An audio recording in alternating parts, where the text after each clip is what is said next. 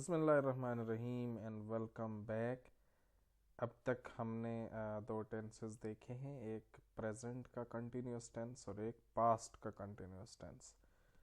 एक present continuous tense होता है जो मौजूदा ज़माने में किसी काम के जारी होने को बयान करे, और पास्ट कंटिन्यूस जो गुज़रे हुए ज़माने में किसी काम के जारी रहने को उसने बयान किया हो। जबकि फ्यूचर कंटिन्यूस टेंस ऐसा टेंस होता है जो ऐसे काम को बयान करेगा जो फ्यूचर में जारी होगा। ठीक है, इसकी मिसाल बिल्कुल सादा सी है। मसलन हम कहें कि असलम स्कूल जा रहा होगा, अकरम यूनिवर्सिटी से वापस आ रहा होगा। तो मतलब अभी ये काम हुआ नहीं है, ना ही इस वक्त हो रहा है, बल्कि अभी फ्यूचर में होना है, और हो इस तरह से रहा होगा कि जिस कैफियत को हम बयान कर रहे हो वो जारी होगी। यानी वो जा रहा होगा, खा रहा होगा, पी रही होगी, वगैरह वगैरह। ठीक है जी। फार्मूला बिल्कुल सेम है जो कि हमेशा बाकी सब में भी है। सबसे पहले सब्जेक्ट का तर्जमा करेंगे, फिर हेल्पिंग वर्ब का करेंगे, फिर जो है हम वर्ब का करेंगे, और वर्ब की फर्स्ट फॉर्म के साथ आईएनजी लगेगा, और फिर ऑब्जेक्ट का करेंगे। यानी ये फर्स्ट फॉर्म के साथ आईएनजी, ये जो है, ये तमाम कंटिन्यूस टेंसेस में यही काम होगा, चाहे वो पास्ट का है, प्रेजेंट का है, या फ्यूचर का। फार्मूला सेम है। सब्जेक्ट का सबसे पहले तर्जमा, फिर हेल्पिंग वर्ब का, फिर वर्ब का, और फिर ऑब्जेक्ट का। नेगेटिव में सिर्फ इतना काम करना है कि हेल्पिंग वर्ब के बाद नॉट का इजाफा कर देना है, और इंट्रोगेटिव में क्या करना है, हेल्पिंग वर्ब को उठा के शुरू में ले आना है। ये अगरचे बार बार बताने की ज़रूरत नहीं है, लेकिन ये मैं आपको बार बार इसलिए हर दफ़ा बताता हूँ कि ये चीज़ आपके जहन में नक्श हो जाए कि जो फार्मूला है सेंटेंसेस को तर्जमा करने का वो बिल्कुल सेम है।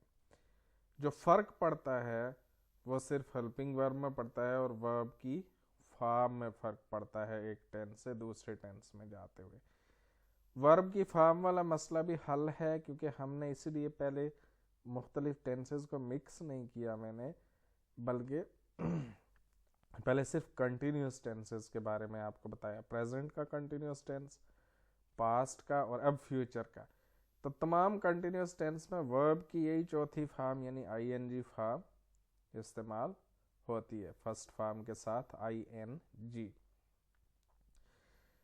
फर्क सिर्फ जहां पे पड़ रहा है वो हेल्पिंग वर्ब में है, यानी कंटिन्यूस टेंसेस में जो फर्क पड़ रहा है वो सिर्फ और सिर्फ हेल्पिंग वर्ब का है। प्रेजेंट में हमने कहा था कि इज एम आर इस्तेमाल होते हैं, पास्ट में वॉज और वेर इस्तेमाल होते हैं, फ्यूचर में विल बी और शल भी इस्तेमाल होंगे। ठीक है जी। अच्छा, ये विल बी और शल बी का जो है ना, वो कोई ऐसा मसला रह नहीं गया हुआ आम ज़बान में। आप सब के साथ विल बी यूज इस्तेमाल कर सकते हैं। ताहम बहुत फॉर्मल सेटिंग में जब आपने बात करनी होती है तो फिर हम ये करते हैं कि हम शल बी लगाते हैं फर्स्ट पर्सन जो है, फर्स्ट पर्सन सिंगुलर हो या प्लूरल, सिंगुलर एंड प्लूरल, चाहे वो सिंगुलर हो या प्लूरल हो, उसके साथ शल भी लगता है। यानी आई और वी के साथ शल भी लगेगा, और बाकी सब के साथ विल भी लगेगा। ठीक है, आई और वी के साथ, यानी फर्स्ट पर्सन सिंगुलर और प्लूरल दोनों के साथ जो है वो क्या लगेगा, शल भी लगेगा, और जो बाकी सब के साथ विल भी लगेगा। यहाँ आपको एक चीज और भी पता चल जानी चाहिए। अभी आप तीसरा टेंस पढ़ रहे हैं, तो आपने प्रेजेंट का कंटिन्यूस टेंस पढ़ा, पास्ट का पढ़ा, अभी फ्यूचर का पढ़ रहे हैं।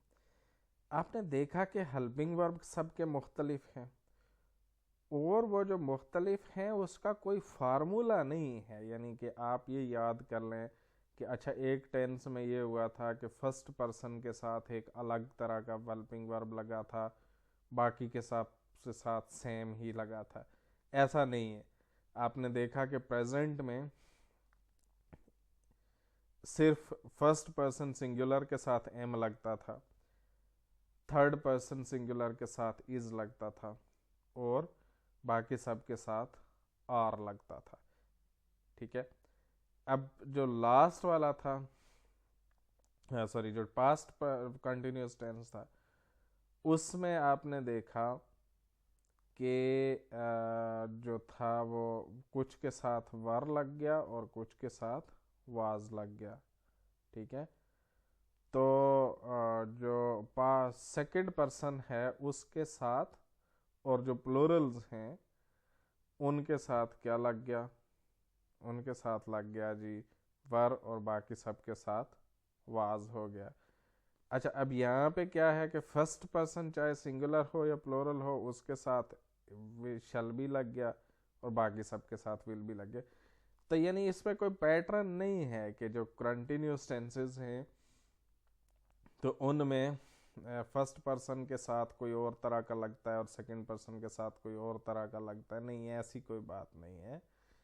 लिहाजा ये आपको याद ही करना पड़ेगा और ये अच्छी तरह से याद करना पड़ेगा, और बार बार की प्रैक्टिस से आपके जहन में ये जो है ना जागुज़ी हो जाना चाहिए, बिल्कुल मुकम्मल तौर पर नक्श हो जाना चाहिए कि किस टेंस में किस के जो प्रोनाउंस के साथ कौन सी हेल्पिंग वर्ब लगता है। ठीक है जी। तो ये बात हो गई। अच्छा, अब हम इसकी कुछ चले मिसाल देख लेते हैं। मिसाल देखते हैं। मिसाल देखने के लिए हम क्या करते हैं? हम कहते हैं जी कि हम फिर असलम, वही पुराना असलम, असलम अपनी यूनिवर्सिटी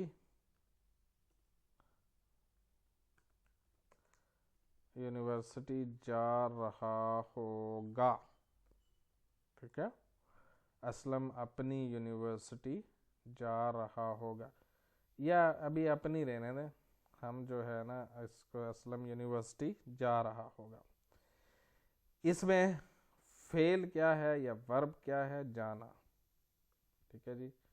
इसको हम कोई रंग दे देते हैं, से रेड कर देते हैं। ओके जी। जाने को जो है हम वर्ब को जो है वो रेड कर देते हैं। समथिंग इज रॉन्ग, नहीं हो रहा। अच्छा, असलम जो है वो हमारे पास सब्जेक्ट है, इसको हम कुछ और कर देते हैं, इसको से ग्रीन कर देते हैं जी। और जो जा रहा है वो है जी यूनिवर्सिटी है, उसको हम ब्लू कर देते हैं। ठीक है। तो ये हमने कर दिया। सबसे पहले हमने क्या कहा था कि सबसे पहले तर्जुमा किसका करेंगे? सब्जेक्ट का, यानी असलम। फिर क्या करेंगे? फार्मूले के मुताबिक हेल्पिंग वर्ब लगाएंगे। असलम के साथ क्या लगेगा? विल भी लगेगा। फिर क्या तर्जुमा करेंगे जी? वर्ब का। वर्ब क्या है? जाने का, गो, और उसके साथ आईएनजी लगाएंगे। उसके बाद क्या होगा जी? हम उसकी ऑब्जेक्ट का तर्जुमा कर लेंगे। Aslam will be going to university. ठीक है, या गोइंग टू दी यूनिवर्सिटी। ठीक है। इसी का नेगेटिव बनाना हो तो बहुत आसान है। Aslam will not be going to, will not be going to. अच्छा, यहाँ पे एक चीज और देखें, ये will be not going to नहीं होगा, विल बी नॉट गोइंग नहीं होगा, बल्कि विल नॉट बी होगा। Will not be going to जो कुछ भी जी आगे यूनिवर्सिटी। अच्छा, इसी तरह जब आप इसका इंट्रोगेटिव बनाएंगे तो विल असलम, ये देखें बी यहीं पे रह जाएगा। आप हेल्पिंग वर्ब को शुरू में लेके गए तो आप एक्चुअली सिर्फ विल को लेकर गए हैं। Will Aslam be going to university, तो ये आपने यहाँ पे एक चीज़ का ध्यान रखना है कि ये जो है ना फ्यूचर टेंस, तो और ये इसमें जहाँ पे ये बी आएगा तो बी अपनी जगह कायम रहेगा, ठीक है। जो आप हेल्पिंग वर्ब के साथ छेड़छाड़ कर रहे हैं वो आप सिर्फ विल के साथ करेंगे। मसलन आपने जब नॉट लगाया तो विल के बाद लगाया, बी को अपनी जगह पे रखा। फिर जब आप सवालिया फिक्रे में विल को शुरू में लेकर गए तो बी यहीं पे रह गया, ठीक है। तो ये आपने याद रखना है। अच्छा, एक चीज़ मैं आपको और बता दूं, मैं पिछली असाइनमेंट्स देख रहा था तो उसमें मैंने देखा कि एक जो ये जो अपने का तस्वर है ना, इसमें थोड़ा सा प्रॉब्लम लोगों को पेश आ रहा है। जो असलम अपनी यूनिवर्सिटी जा रहा होगा, हम अपनी यूनिवर्सिटी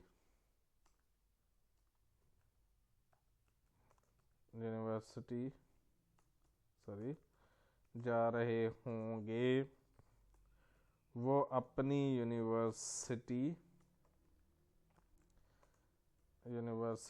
जा रही होगी, ठीक है। अब ये जो अपनी है ना, ये क्या है?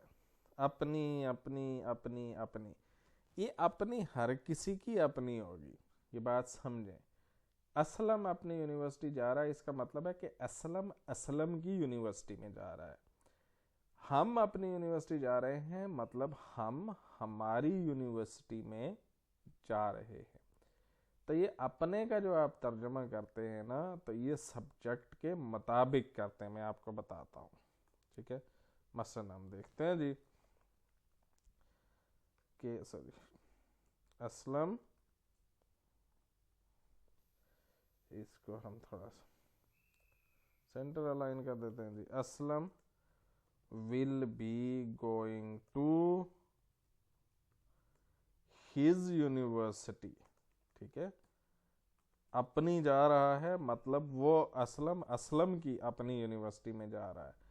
Aslam will be going to his university, ठीक है जी।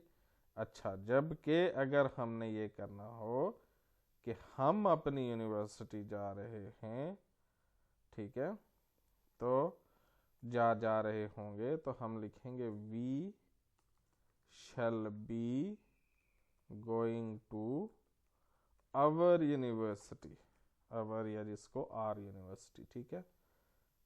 ये देखें, Aslam will be going to his university, हम अपनी यूनिवर्सिटी जा रहे हैं, we shall be going to our university, और वो अपनी यूनिवर्सिटी जा रही होगी, she will be going to her university, ठीक है। ये मैंने देखा है कि अक्सर लोग इसमें गलती करते हैं कि अपने का तर्जुमा जो है वो यूर ही कर देते हैं या हिज ही कर देते हैं। कोई भी चीज़ अपनी से मुराद जो भी सब्जेक्ट होता है उसकी अपनी चीज़, यानी अपनी यूनिवर्सिटी, अपना खाना, अपना घर, जो भी है वो आप सब्जेक्ट के मुताबिक अपने का तर्जुमा हिज, आवर, हर, देयर इस तरह से चेंज होता जाएगा। तो इस चीज़ का भी ज़रा आपने ध्यान रखना है। तो सम अप करते हुए फ्यूचर टेंस, जो फ्यूचर कंटिन्यूस टेंस है उसमें फार्मूले सेम है। तमाम कंटिन्यूस टेंसेस की तरह वर्ब की पहली फॉर्म के साथ आईएनजी लगता है। फ़र्क विल बी और सिर्फ हेल्पिंग वर्ब का, यानी इसमें विल बी और शल भी लगते हैं। और एक ख़ास बात और ये है कि जब आप वर्ब के साथ, हेल्पिंग वर्ब के साथ छेड़छाड़ करते हैं तो आप विल के साथ करते हैं, बी अपनी जगह कायम रहता है। यानी जब आपने नॉट लगाना है तो आप विल बी के बाद नहीं लगाते, बल्कि विल के बाद और बी से पहले लगाते हैं। और जब आपने सवालिया बनाना होता है तो विल को शुरू में लेकर जाते हैं, ठीक है जी। अच्छा, एक और चीज़ जो है फाइनल, मेरा ख्याल है वो भी आपको बता देनी चाहिए।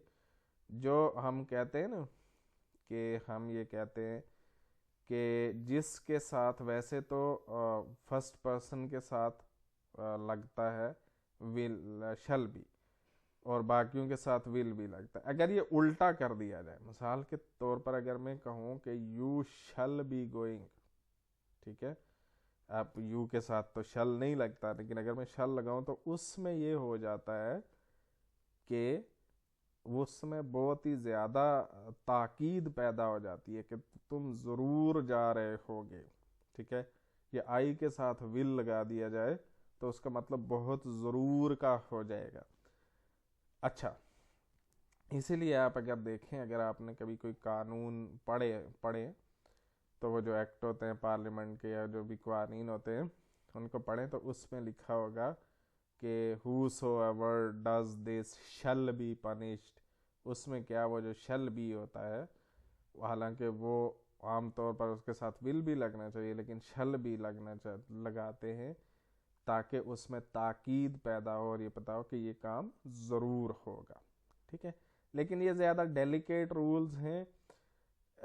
आप आमतौर पर अब फ्यूचर में हर चीज़ के साथ विल लगा सकते हैं, लेकिन ये चूंकि फॉर्मल है तो ये जो आप असाइनमेंट इसके साथ करेंगे उसमें आप ये विल बी और शल बी के दरमियान फ़र्क को रवा रखें।